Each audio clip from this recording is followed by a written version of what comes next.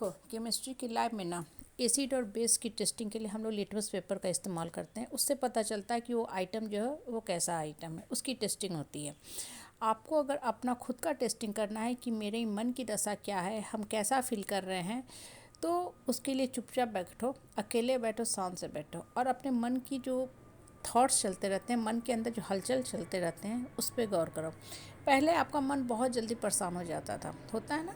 बहुत लोगों को देखोगे तुरंत भर में परेशान हो जाते, थोड़ा सा कुछ मुसीबत आई, परिस्थिति विपरीत हुई, थोड़ी सी कुछ परेशानी आई, एकदम उनके अंदर जो होती है ना, दिल की धड़कन जो है बढ़ने लगती है, बहुत परेशान हो जाएंगे, जैसे वो क्या उनको भगवान ने दे दिया।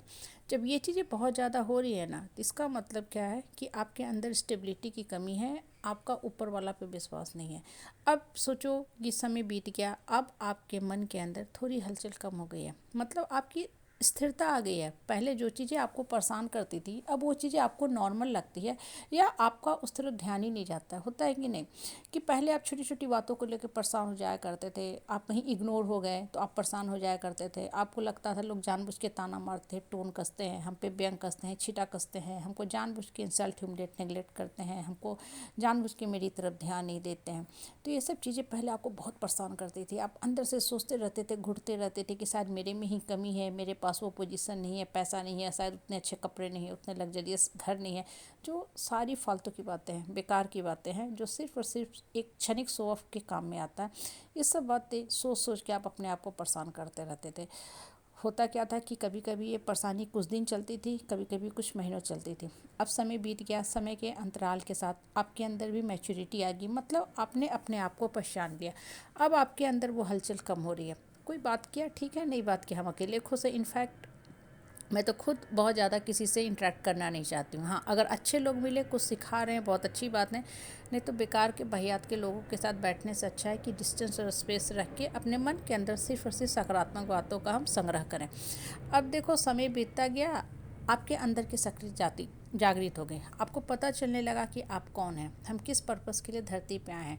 तो होता क्या है कि अब आपके अंदर घबराहट, बेचैनी नहीं होती है। पहले होता था ना कि नींद नहीं आता, भूख नहीं लगता, बेचैनी होने लगती, सर दर्द की नॉर्मल समस्या हो जाती, बहुतों को होती है कि थोड़े से थॉट्स भागने लगे तीव्र गति से, किसी ने कुछ बोल दिया, हलचल हो गया, कहीं से कुछ बुरी न्यूज़ सुन लिया, तो उनका सर का दर्द जो होता था ठीक ही नहीं होता है। बहुतों को तो ये समस्या आगे चल के माइग्रेन का रूप भी ले लेती है। अब उम्र के इस पड़ाव में आप आ गए, बहुत कुछ बर्दाश्त किया, जीवन में झेला, आपके मन के अंदर अब स्टेबिलिटी आ गई। अब आपके अंदर हलचल नहीं होता है, कुछ भी हो रहा है आप नॉर्मल रहते हो कि हाँ ये पार्ट ऑफ लाइफ है, इसको हम कंट्रोल करना जानते हैं, इसको हम एक्सेप्ट कर रहे हैं, और जीवन कैसे जीना है, जीवन कैसे चलाना है, ये हमको पता है। तो क्या होता है कि उस केस में आपकी हलचल नहीं होती। होता है ना, अंदर से बहुत लोग को अरे घबराहट होने लगता है, बेचैन होने लगते हैं, पसीना भी चलने लगता है। वो सब क्या बताता है, ये जो सारे सिम्टम बताते हैं कि आपका ऊपर वाला पे विश्वास नहीं है, या यूँ बोलो कि आपने अपने अंदर की शक्ति को जागृत नहीं किया है। जैसे जैसे आपका अंदर का शक्ति का जागरण होते जाएगा ना, आप बेकार के बहियात के फिजूल के लोगों से दूर हो जाओगे। समाज में जहाँ आप रहते हो ना, वहाँ 90% लोग जो होते हैं ना, फैब्रिकेटेड लाइफ ही जीते हैं, और ये जो फैब्रिकेटेड कॉस्मेटिक सुपरफिशियल लाइफ है ना, यही दुख क्रिएट करता है। होता क्या है कि लोग हमेशा दूसरे से अपनी लाइफ को कंपेयर करते हैं। दूसरे की फ़ोटो देखेंगे सोशल मीडिया पे, इतना सुंदर फ़ोटो लगा है, इतना सुंदर घर है, गाड़ी है, मोबाइल है, इतना सुंदर पति पत्नी है, इतना सुंदर फैमिली है, और ये सारी चीज़ें देख देख के अपने आप को परेशान करते रहते हैं। हो सकता है जो इंसान फ़ोटो लगा रहा है ना, वो आपसे भी कई गुना ज़्यादा परेशान हो, लेकिन समाज को शो ऑफ करने के लिए कि हम बहुत महान हैं, बहुत अच्छे हैं, दुनिया के सामने झूठा टैग लगाने के लिए वो इस तरह के फ़ोटो पोस्ट करते हैं, और आप उनको देख के परेशान होते रहते हैं।